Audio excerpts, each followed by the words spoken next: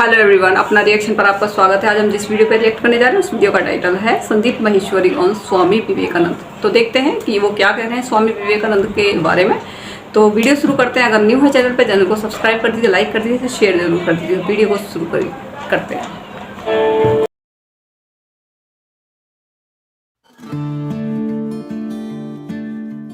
स्वामी विवेकानंद की वैसे तो जितनी भी तारीफ करी जाए उतनी ही कम है। उन्होंने जो भी कुछ किया या जो भी कुछ कहा वो सारा ही एक से बढ़कर एक है। लेकिन उस सब में से जो मेरा पर्सनल फेवरेट है, जो मुझे बहुत ज्यादा पसंद है, वो एक लाइन जिसने सिर्फ हिंदुस्तानियों का ही नहीं बल्कि पूरी दुनिया का दिल जीत लिया। वो उन्होंने कही थी 1893 में शिकागो अमेरिका में। वो लाइन उनकी स्पीच की पहली लाइन थी। वो लाइन थी, sisters and brothers of America. इससे क्या पता लगता है? इससे हमको उनकी सोच के बारे में पता लगता है, उनकी थिंकिंग के बारे में पता लगता है कि वो सामने वाले को अपना समझते हैं। फिर चाहे वो किसी भी देश का हो, किसी भी रिलीजन का हो, चाहे वो देखने में उनसे अलग हो, चाहे उनके कपड़े उनसे अलग हो, किसी भी वे में कोई भी हो, इस पूरी दुनिया में वो सब कौन है? वो सब हमारे भाई बहन हैं। ये पूरा का पूरा एसेंस है सारे वेदों का। वहां पर सिर्फ एक बात कही जा रही है कि हम सब एक हैं, कि आप में और मुझ में कोई फर्क है ही नहीं। हम सब जुड़े हुए हैं एक दूसरे से, और इस तरीके से जुड़े हुए हैं कि अलग हो ही नहीं सकते। मतलब क्या है कि सब हमारे अपने हैं और हम सबके हैं। जैसे आज ऐसे बहुत सारे लोग हैं, मैं किसी का भी नाम नहीं लूंगा, जो अपने आप को रिलीजियस बोलते हैं, स्पिरिचुअल बोलते हैं, फिर धर्म के नाम पे एक दूसरे से लड़ते हैं। तो इसका मतलब उनको समझ ही नहीं आया है कि धर्म का असली मतलब क्या है। इनफैक्ट कोई भी ऐसा इंसान जो कि सेल्फ रियलाइज्ड होगा या जो खुद को जानता होगा, वो कभी भी भेदभाव कर ही नहीं सकता। वो फर्क कर ही नहीं सकता कि आप किस कंट्री के हो, किस रिलीजन के हो, आपका रंग रूप क्या है, आपके कपड़े कैसे हैं। और अगर वो फर्क कर रहा है तो इसका मतलब एक बात पक्की है कि वो खुद को नहीं जानता है। इनफैक्ट उनकी लाइफ की एक बहुत ही इंटरेस्टिंग कहानी है जिससे हमको उनकी सोच के बारे में और डीपली समझ में आता है। जब उनका प्लान बना था अमेरिका जाने का, तो वो माँ शारदा के पास में गए आशीर्वाद लेने के लिए। माँ शारदा से उन्होंने बोला कि मैं अमेरिका जा रहा हूँ धर्म का प्रचार करने के लिए, या जो भी कुछ मैंने सीखा है उस सबको शेयर करने के लिए, तो अगर आपकी अनुमति है तो मैं जाऊं। तो माँ शारदा ने उनसे कहा कि वो जो चाकू पड़ा है वो देना जरा मुझे। तो उन्होंने चाकू उठाया, उठा करके दे दिया माँ शारदा को। तो उसके बाद में माँ शारदा ने कहा कि अब तुम जा सकते हो। वो चौंक गए। उन्होंने पूछा माँ शारदा से कि आपने मेरी कोई परीक्षा तो ली नहीं, ऐसे ही मुझे अनुमति दे दी बिना किसी परीक्षा के, ना मेरे से कोई सवाल करे। तो फिर माँ शारदा ने जवाब दिया कि ये जो तुमने चाकू उठा करके दिया, यही तुम्हारी परीक्षा थी। अगर तुम्हारी जगह कोई और होता और ये चाकू मुझे देता, तो वो जो उस चाकू का लकड़ी वाला हिस्सा था उसको खुद पकड़ता, और जो धार वाला हिस्सा था वो मुझे पकड़ाता। लेकिन तुमने ऐसा नहीं किया। तुमने धार वाले हिस्से को खुद पकड़ा और लकड़ी वाले हिस्से को मुझे पकड़ाया, जिससे कि अगर चोट लगनी भी है तो तुम्हें लग जाए लेकिन मुझे ना लगे। तो तुम खुद का बुरा करने के लिए भी तैयार हो सामने वाले के भले के लिए। इससे मुझे यह समझ में आता है, मां शारदा बोली कि इससे मुझे यह समझ में आता है कि अब तुम पूरी तरह से तैयार हो, तो अब तुम जा सकते हो। फिर वो गए। तो इससे भी क्या पता लगता है? उनकी सोच। तो उनका जो पहला और सबसे फेमस कोट है वो है, arise, awake and stop not until the goal is reached. मतलब कि उठो, जागो और तब तक मत रुको जब तक लक्ष्य की प्राप्ति ना हो जाए। ये क्या कहा जा रहा है और किससे कहा जा रहा है? वो लोग जो अपने कंफर्ट जोन में हैं, या तो जो चाहिए था वो नहीं मिला है तो बैठ गए हैं थक करके, या फिर जो चाहिए था वो मिल गया है और बस बैठ गए हैं आकर के, अपने कंफर्ट जोन में चले गए, आलसी हो गए, आगे नहीं बढ़ रहे हैं, आगे ग्रो नहीं कर रहे हैं, नेक्स्ट लेवल पे नहीं जा रहे। ये उनके बारे में कहा जा रहा है कि अगर आप अपने कंफर्ट जोन में हो और थक करके बैठ गए हो क्योंकि जो आपको चाहिए था वो आपको नहीं मिल रहा है, तो अपने लक्ष्य के लिए आगे बढ़ो। क्या बैठे हो थक करके? क्या रो रहे हो बैठे बैठे? उठो, जागो। सोए क्यों हुए हो? क्यों अपने आप को कमजोर समझ रहे हो? क्यों ये समझ रहे हो कि मैं कुछ नहीं कर सकता? अरे आप सब कुछ कर सकते हो, ये कहा जा रहा है। और तब तक मत रुको जब तक लक्ष्य की प्राप्ति ना हो जाए। तो इसके दो अलग अलग एंगल्स हैं। एक ये, जब तक कि इस दुनिया में जितना आपको चाहिए, आपको आपकी फैमिली को सरवाइव करने के लिए जो भी बेसिक आपकी नेसेसिटीज है, जो आपकी बेसिक नीड्स है, जब तक वो पूरी नहीं हुई है तब तक वो ही आपका लक्ष्य है। उस लक्ष्य को पाने के लिए जो भी कुछ करना है वो करो। बैठे मत रहो। एक स्टैंड पॉइंट इसका यह है देखने का। दूसरा किन लोगों के लिए कहा जा रहा है? जो एक्चुअल स्टैंड पॉइंट है, जिस स्टैंड पॉइंट से स्वामी जी ने बात कही है, जो बहुत कम लोग समझेंगे, वो क्या है कि अगर आपको आपका जो भी लक्ष्य था वो मिल भी गया है, तो उसके बाद में ये नहीं कि बैठ जाओ, उसके बाद में ये नहीं कि सो जाओ कि जो मुझे चाहिए था वो मिल तो गया है, पड़े रहो, या प्लेजर्स में इंडल्ज हो जाओ, या पावर के पीछे भागने लग जाओ, या पैसे के पीछे भागने लग जाओ। ये बात नहीं कही जा रही है। क्योंकि ये कौन कह रहे हैं? कौन ये बात कह रहे हैं? जिन्होंने सब कुछ अपना छोड़ दिया ज्ञान के लिए। तो ये यहां पर ज्ञान की और अज्ञान की बात कर रहे हैं।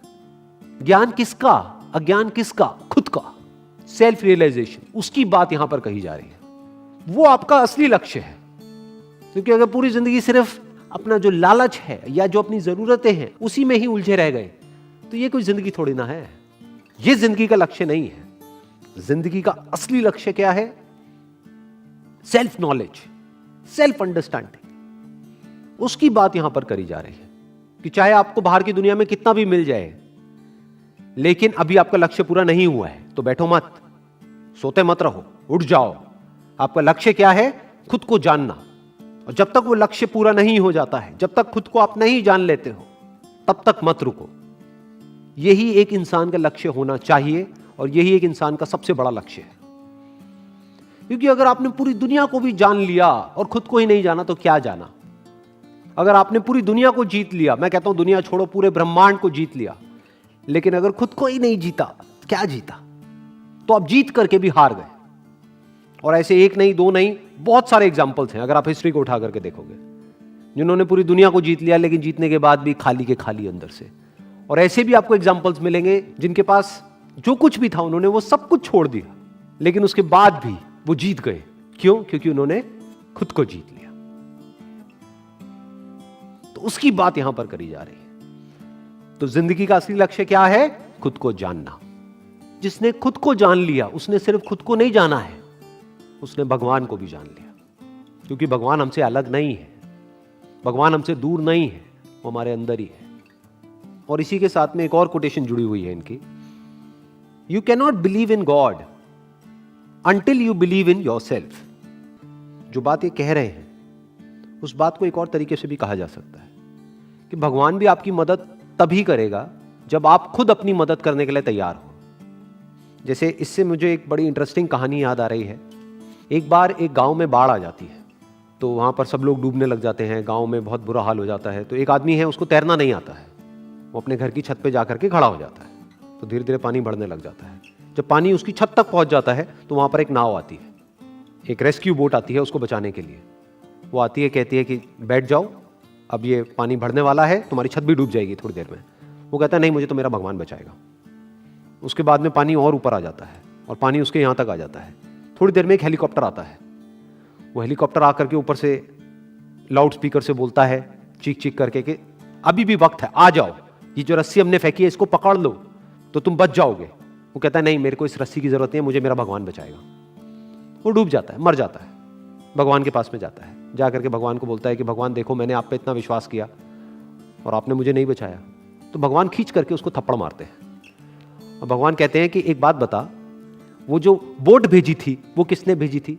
वो जो हेलीकॉप्टर भेजा था वो किसने भेजा था? वो रस्सी फेंकी थी वो किसने फेंकी थी? वो सब मैंने ही तो किया था। अरे मूर्ख, तू भी तो कुछ कर, तुझे भी तो अपना हाथ बढ़ाना पड़ेगा। मैंने तुझे अपना हाथ दिया तो मेरा हाथ तो पकड़ कम से कम। तो अंधविश्वास से काम नहीं चलता है। यही फर्क है अंधविश्वास में और विश्वास में। विश्वास क्या है कि मैं अपनी तरफ से कभी किसी के साथ में कुछ गलत नहीं करता हूं, मैं अपनी तरफ से अपनी पूरी मेहनत कर रहा हूं, मैं सब कुछ सही कर रहा हूं, तो मेरे साथ में गलत कैसे हो सकता है? भगवान बैठा तो है। यह विश्वास है। अंधविश्वास क्या है कि मैं कुछ ना करूं, जो करेगा भगवान करेगा। यह आलसीपन है कि आप एग्जाम की तैयारी करो नहीं और बोलो भगवान को कि हे भगवान पास करा दे। ये क्या है? ये सिर्फ आलसीपन ही नहीं है, धोखाधड़ी है कि हे भगवान, ये मैं 11 रुपए का अभी प्रसाद चढ़ा रहा हूं, अगर मैं पास हो गया तो 101 रुपए का चढ़ाऊंगा। मतलब क्या? भगवान को रिश्वत दे रहे हैं और खुद तैयारी करी नहीं है। आप तैयारी करो और आपको कुछ और करने की जरूरत ही नहीं है, बाकी काम भगवान करेगा। यह कहा जा रहा है। अगर आप अपनी तरफ से मेहनत में किसी भी तरह की कोई भी कसर नहीं छोड़ रहे हो और फिर उसके बाद में कह रहे हो कि अब जो होगा वो तेरे हाथ में है, तो बिल्कुल ठीक है। लेकिन आप अपना काम नहीं कर रहे हो और कह रहे हो कि सब कुछ तेरे हाथ में है, तो आप चाहते हो कि आपका काम भी कोई और करे, तो ये धोखाधड़ी है। तो ये है एक एंगल इस कोटेशन को देखने का। इसका एक और स्टैंड पॉइंट हो सकता है, जिस स्टैंड पॉइंट से स्वामी जी इसके बारे में बात कर रहे हैं, वो क्या है कि आप भगवान को तब तक नहीं जान सकते जब तक कि आप खुद को ना जान जाओ। तब तक भगवान सिर्फ एक कॉन्सेप्ट रहेगा आपके माइंड में, एक आइडिया रहेगा, तब तक सिर्फ एक थॉट है भगवान। तो अगर आप पूजा करोगे भी तो अपने ही एक थॉट की पूजा करोगे। लेकिन जिस दिन आपने खुद को जान लिया मतलब सिर्फ बुक्स के थ्रू नहीं, एक्चुअल में एट एन एक्सपीरियंशियल लेवल खुद को जान लिया कि this is who I am, यही मैं हूं, तो वहीं पर आपको भगवान भी मिल जाएंगे। क्योंकि आप और भगवान अलग अलग नहीं हो। भगवान आपसे अलग नहीं है, भगवान आपसे दूर नहीं है। इनफैक्ट भगवान आपके इतना पास है जितना आप खुद भी अपने पास नहीं, जितना आपका थॉट भी आपके पास नहीं है, उससे भी पहले भगवान आपके पास में है। बिल्कुल इस तरीके से अगर मैं एक एग्जांपल दूं, जैसे एक लहर और पानी में जितना फर्क है, जितनी दूरी है, उतनी ही दूरी आप में और भगवान में है। लहर पानी से कितना दूर है? लहर को कहां जाना है पानी को पाने के लिए? लहर पानी ही है। तो यह बात यहां पर कही जा रही है। तो जब लहर ने अपने सच को देख लिया कि लहर कहीं भी नहीं है, दिख रही है, लेकिन लहर का जो एक्चुअल सब्सटेंस है, लहर जिसकी बनी है, लहर जिस पे टिकी है, जिससे बनी है, वो पानी है। तो वही पानी उस पूरे समुद्र का भी एसेंस है, वही सब कुछ है। उसकी बात यहां पर करी जा रही है कि अगर आपको भगवान के सच को भी जानना है तो पहले खुद के सच को जान लो। इस यूनिवर्स के सच को जानना है कि जो पूरा का पूरा यूनिवर्स दिख रहा है, इसका सच क्या है, तो उसका भी सिर्फ एक तरीका है, आपको खुद के सच को जानना होगा। यानी अभी तक मैंने जो कुछ भी कहा है, या ये जितनी भी कोटेशंस है, उन सबको सम अप किया जाए और एक लाइन के अंदर कहा जाए तो वो क्या होगा कि जिसने खुद को जान लिया, खुद के सच को जान लिया, उसने सब कुछ जान लिया। अब उसके लिए जानने के लिए और कुछ बाकी नहीं। Wish you all the best. Thank you so much.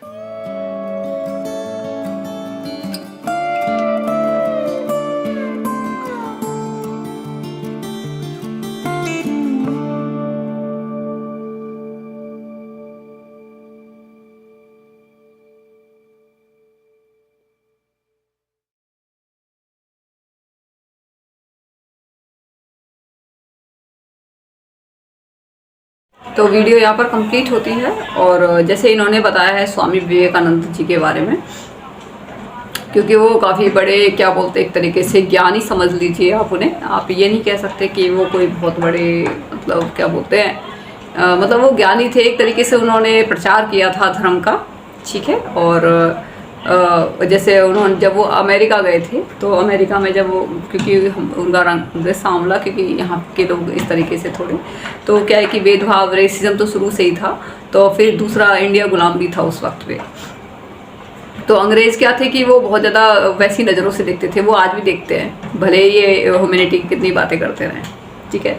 तो फिर क्या है कि वहाँ पर जब गए थे, तो वहाँ पे जाने के बाद में पहले सभी ने वहाँ पर, सभी जैसे वहाँ पे बैठे थे, उन्होंने अपना पहनावा पहन रखा था, तो सभी उनकी तरफ देख रहे थे जब वो वहाँ बैठे हुए थे। तो वो मतलब वो सोच रहे थे क्या बोलेगा ये, मतलब देखने में ही ऐसा लग रहा है, तो एक जैसे इमेज बना देते हैं ना। तो फिर क्या है कि सबसे पहले औरों ने बोला, वो सिर्फ ऑब्जर्व कर रहे थे सभी को कि कौन क्या बोल रहा है। जब सभी ने बोल दिया तो लास्ट में उनका नंबर आया था। जब उनका नंबर आया था तो जब उन्होंने बोला था हेलो ब्रदर एंड सिस्टर, तो सभी को उन्होंने भाई बहन बोला। फिर उन्होंने लास्ट में जब एक जो कहानी सुनाई थी, तो उन्होंने बोला था कि जब एक बिच्छू होता है, एक बिच्छू और एक पंडित। तो बिच्छू क्या पानी में डूब रहा था, तो पंडित उसने क्या करा, ब्राह्मण ने उस बिच्छू को बचा लिया, ठीक है। तो बिच्छू ने क्या काम करा, उस ब्राह्मण को काट लिया। तो एक बोलता है कि आप इसको क्यों बचा रहे हो, बिच्छू आप बचाओगे भी ना तब ये आप ही को काटेगा। तो तब वो बोलते हैं, जब ब्राह्मण बोलता है कि मैं अपना धर्म निभा रहा हूँ और ये अपना धर्म निभा रहा है, मेरा धर्म है इसको बचाना और इसका धर्म है इस काटना, ठीक है।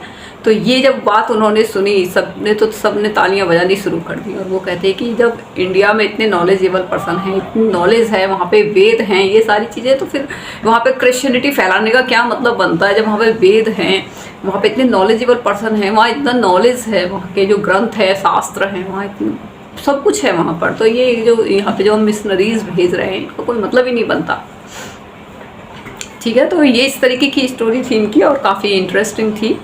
ठीक है, और हमें प्राउड होता है, अपने वेदों पे प्राउड होता है, अपने शास्त्रों पे प्राउड होता है, और होना भी चाहिए। अपने सनातन धर्म पे प्राउड होना चाहिए। कोई कुछ भी कहे, दुनिया सभी तरीके के क्वेश्चन पुट करते हैं, करते रहो। देखो, जैसे औरों को अपने धर्म, जैसे अपने ईश्वर पे ईमान ला के बैठे हुए होते हैं, जो भी सभी होते हैं, कोई भी रिलीजन हो, सभी उन पे ईमान ला के बैठे हुए होते हैं। कहते हैं कि हम उनके बारे में कोई भी क्वेश्चन नहीं पुट कर सकते। ठीक है, हमारा ईमान है। तो सीधी सी बात है भाई, सनातन धर्म के जितने भी हमारे शास्त्र हैं, जितने भी हमारी जो भी चीज़ें हैं, वेद है, कुछ हमारा अपना ईमान है, हमारा अपना विश्वास है। हम इनके ऊपर कोई भी क्वेश्चन जवाब नहीं करेंगे। जो हमारे लिख दिए गए हैं बिल्कुल सटीक हैं, सही हैं, बस हमें उनको पढ़ने की ज़रूरत है। सिंपल सी बात है। ठीक है ना, क्योंकि आप लॉजिकल लोगों को लॉजिक तरीके से समझा सकते हो, लेकिन जो इलॉजिकल लोग होते हैं ना, जो उंगली करने की आदत होती है, आप उनको नहीं समझा सकते। उनको इलॉजिकल तरीके से समझाया जाता है। जैसे वो सभी बोलते हैं कि हमारा ईमान है, तो हमारा भी ईमान ही है। जैसे आप क्वेश्चन पुट नहीं कर सकते, ऐसे हम भी क्वेश्चन पुट नहीं कर सकते। हमारे शास्त्रों में, महाभारत में, रामायण में जो भी कुछ हुआ है, जैसा भी हुआ है, हमें ट्रस्ट है, क्योंकि उस वक्त उस हाई लेवल की टेक्नोलॉजी थी या फिर ईश्वरीय शक्तियाँ थी उस वक्त, जो कि कलयुग में नहीं है। भाई हम उनको ईश्वर मानते हैं, इसका मतलब उस वक्त पे ईश्वर पैदा हुए थे, उस वक्त पर ईश्वर आए थे, धरती पर जन्म लिया था उन्होंने, तो सब कुछ पॉसिबल है उस वक्त। वो उस वक्त ये भी पॉसिबल है कि किस तरीके से रावण ने उनका खून निकाला था, मतलब उनको मारा था, वहाँ ब्राह्मणों को उनका ब्लड निकाला था। और ये भी पॉसिबल है कि जो देवी थी, उन्होंने वो वाइट कलर का कुछ उनको दिया था और वो मिक्स हो गए थे, और वो सब कुछ पॉसिबल है, क्योंकि वो जो वक्त था वो ईश्वरीय दैवीय वक्त था। ठीक है, तो उसमें सब कुछ पॉसिबल है। अगर वो चीज़ें हमारे समझ में नहीं आती हैं कलयुगी इंसान के, तो वो हमारी गलती है, वो उस वक्त की गलती नहीं है, क्योंकि हमें उस लेवल तक पहुंचने में भी और साइंस को बहुत ज़्यादा ज़रूरत है। साइंस अभी उस लेवल तक पहुंची ही नहीं है। साइंस अभी 50% के, अभी 30% तक नहीं पहुंची है। जो हमारे रामायण महाभारत में जो चीज़ें हुई हैं, साइंस अभी उस लेवल तक कहीं तक भी नहीं पहुंची है। ठीक है, हमारे जो वेद हैं उसमें विमान शास्त्र का वर्णन किया गया है, सारा कुछ वर्णन किया गया है, सारी चीज़ों को, और हमसे छुपाया गया है सब कुछ। ठीक है, तो वो उस लेवल, उस टाइम की बातें हैं ये। ठीक है ना, तो उस टाइम पे वो उस हाई लेवल की उस टेक्नोलॉजी थी, दैवीय शक्तियाँ थी, आपको जो भी आप बोल सकते हो, सब कुछ पॉसिबल था। आप उंगली नहीं उठा सकते उसके ऊपर, क्योंकि उसके ऊपर हमारा ईमान है, विश्वास है हमारा। ठीक है, तो वीडियो आपको पसंद आई होगी, और किसी ने क्वेश्चन जैसे कमेंट्स में पूछते हैं तो मे भी आंसर मिल गया होगा। ठीक है, अगर आपको ये वीडियो पसंद आई हो तो आप इस चैनल को सब्सक्राइब कर दीजिएगा, लाइक कर दीजिएगा, शेयर जरूर कर दीजिएगा। Good bye.